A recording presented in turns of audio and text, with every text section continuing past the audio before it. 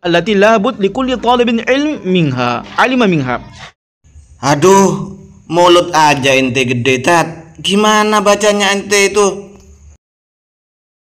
Assalamualaikum warahmatullahi wabarakatuh. Alhamdulillahi rabbil alamin. Wassalatu wassalamu ala sayyidina Muhammadin asyrafil mursalin wa ala alihi wa sahbihi ajmain, amma ba'du.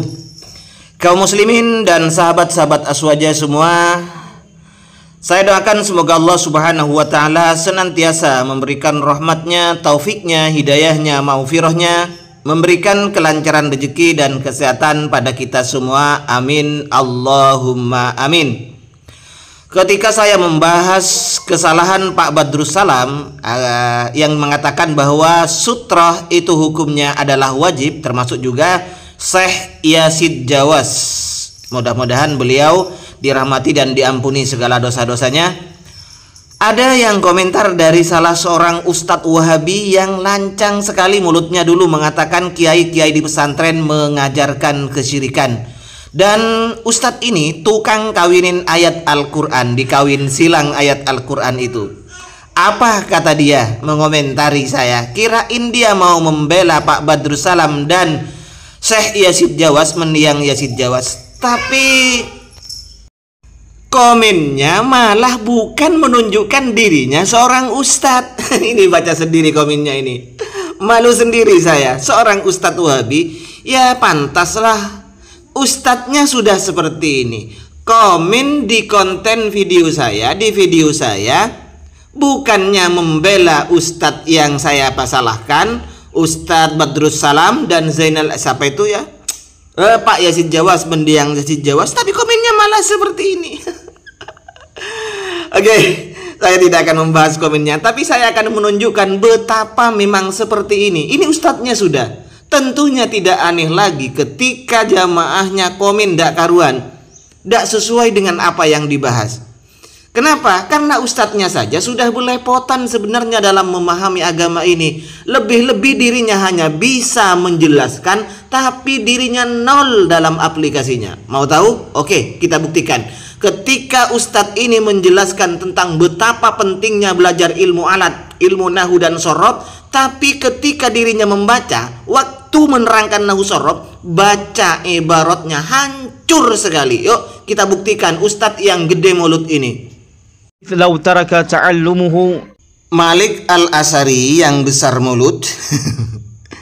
Ente menjelaskan ibarat tentang betapa pentingnya ilmu nahu dan sorob, ilmu alat ini, tapi Anda membacanya kok seperti itu. Idh lau taraka ta'allumuhu. Ta'allumuhu gimana? Ulang. idh lau taraka ta'allumuhu, Ta'allumahu. Blok ya, ente nggak bisa jaga mulut, maka saya juga nggak akan bisa jaga mulut saya terhadap orang semacam Anda. Ya, blok. Bukan ta'allumuhu, ta'allumahu. Idh lau taraka ta'allumahu. Ulang. latakhabbatuhu an-nas fi fahmi nususil kitab was sunnah.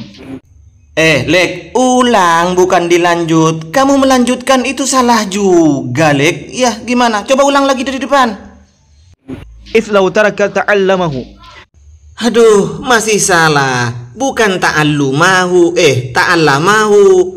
Itu betul nasab, tapi ta'allumahu, ta'allama, ya ta'allamu, ta'alluman menjadi maf'ul. Idh lau taraka ta'allumahu. Begitu, Lek. Dengar, bukan ta'allamahu. Ulang. Rialah.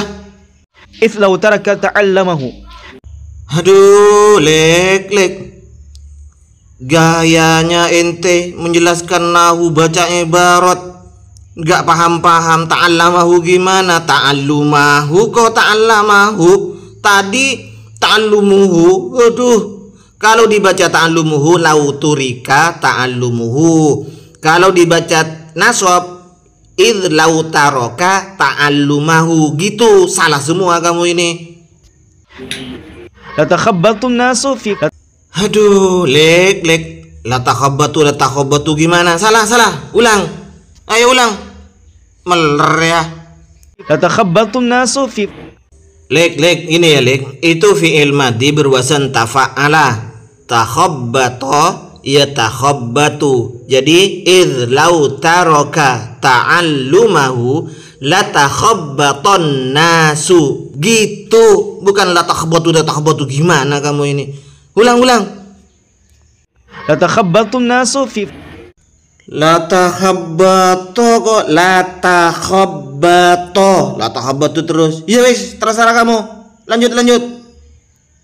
fi fahmi nususil kitab was sunnah. Nah, paham kan maksud apa yang kau baca? Jargon ente dan semua ustadz ente, sutat ente kata Gusani, dan seluruh orang-orang Wahabi yang jargonnya kembali ke Al-Quran dan Sunnah ternyata tidak menggunakan referensi atau bekal ilmu nahu dan sorob, ilmu alat. Ya, seperti yang kamu baca ini nantinya, seperti kamu nanti hasilnya itu, Lik. Jadi stoplah jargonmu yang kembali ke Al-Quran dan Sunnah. Sesuai yang kamu baca ini harus memahaminya dengan menggunakan alat ilmu nahu dan sorob. Paham untuk memahami nas Alkitab dan As-Sunnah ini. Lek. Wa kana ilmuhum biha ala ghairi huda.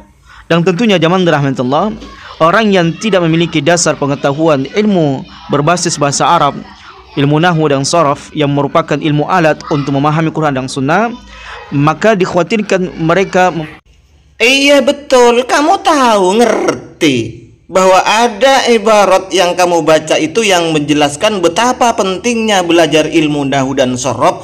Karena ketika ente memahami Al-Quran dan Sunnah bukan hanya dengan terjemahan, maka ala ghairi hudan, dikhawatirkan kamu itu tidak mendapatkan hudan, tidak mendapatkan petunjuk seperti kamu dan kelompok kamu yang kocar-kacir ketika membahas kitab, ketika membahas ayat, ketika membahas hadis. Kenapa? Karena dasar ilmu alat tidak mumpuni, bahkan tidak tahu sama sekali.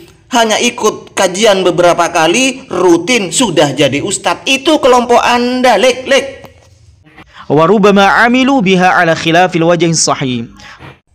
Nah, iya betul.